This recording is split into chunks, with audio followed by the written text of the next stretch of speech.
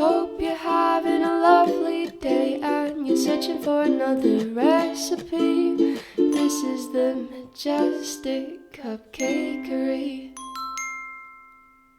3 ruffle techniques in one video, and I'm going to show you how to perfect them to get different effects with just 2 nozzles.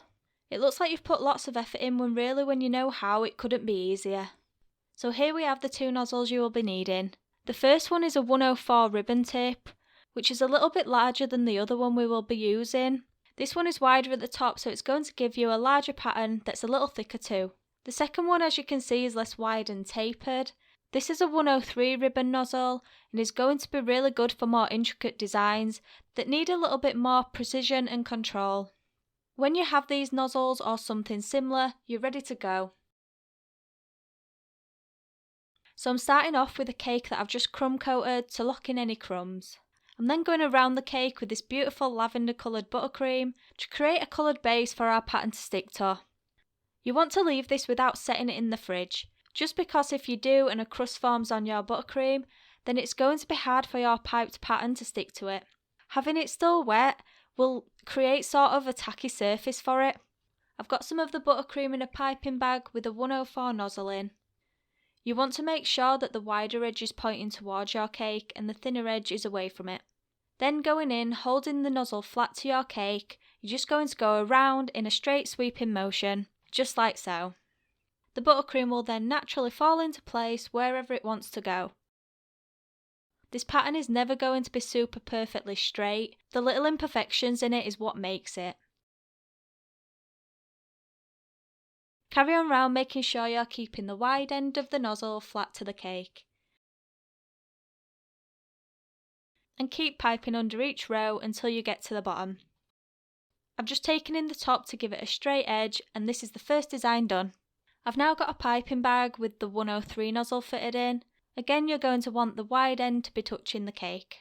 We're going to be creating a ruffle stripe but vertical, which I think looks super cool. So hold that nozzle straight and pipe up towards the top of the cake. The key is to not let the wide side of the nozzle leave the cake. If any of you are wondering how I achieved this colour buttercream, I'm using Wilton's Violet Gel colour. The slower you pipe up, the more ruffles you will get, so patience is important here. The faster you pipe up, the straighter your lines will be. When you start to reach the top of each pipe, slowly relieve the pressure so you will be able to remove the nozzle without buttercream carrying on. You can then take in the top edges again to give it a straight edge. And that's the second look completed. For the third and final technique, I'm switching back to my 104 nozzle. And yes, you've got it by now, we're putting the wider end towards the cake. Holding it flat, you're then going to create little squiggly patterns over the cake. I like to start at the bottom and work my way up.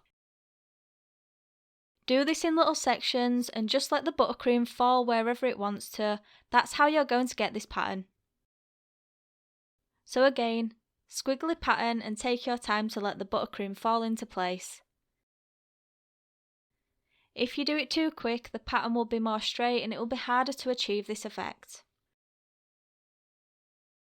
Don't forget, if you're enjoying my video, why not hit that subscribe button on my channel page to see weekly videos for all your cake tips and tricks.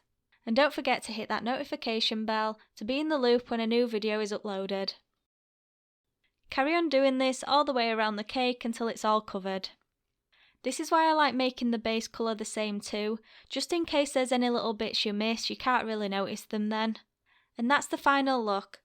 Let me know in the comments which is your favourite, and why not head over to my Instagram account and tag me in your different variations of a ruffle technique cake. And I'll see you all next time.